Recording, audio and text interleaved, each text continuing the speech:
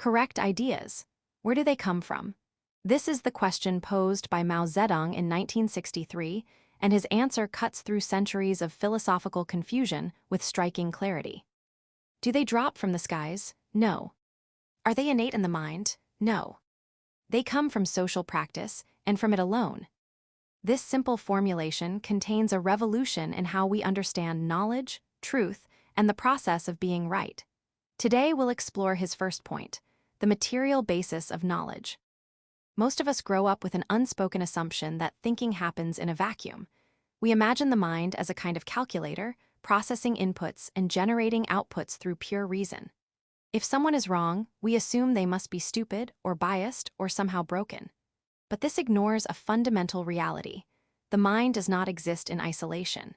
It is embedded in a body, which is embedded in a society, which is embedded in a material world with its own history and its own logic. Dialectical materialism starts from this recognition. It observes that human consciousness is not a spectator of reality but a product of it. We do not think first and act later. We act, we encounter resistance, we adjust, and through this process, thought emerges.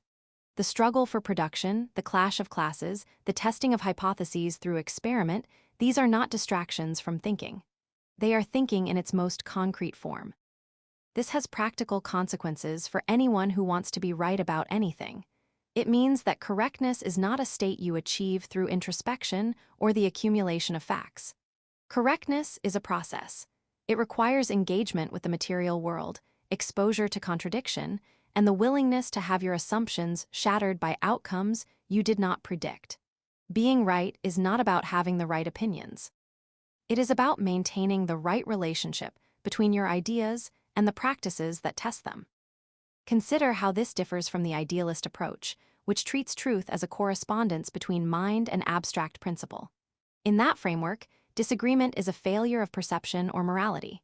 But in a materialist framework, disagreement is inevitable and productive. Different positions reflect different locations in the social structure, different experiences of production and struggle.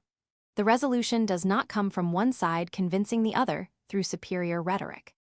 It comes from the practical testing of both positions in the real world, which generates new knowledge neither side possessed at the start.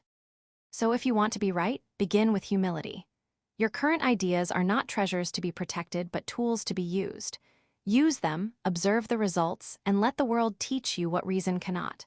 Correct ideas do not drop from the skies. They are won through practice, through struggle, through the willingness to be wrong in specific ways that lead eventually to being right.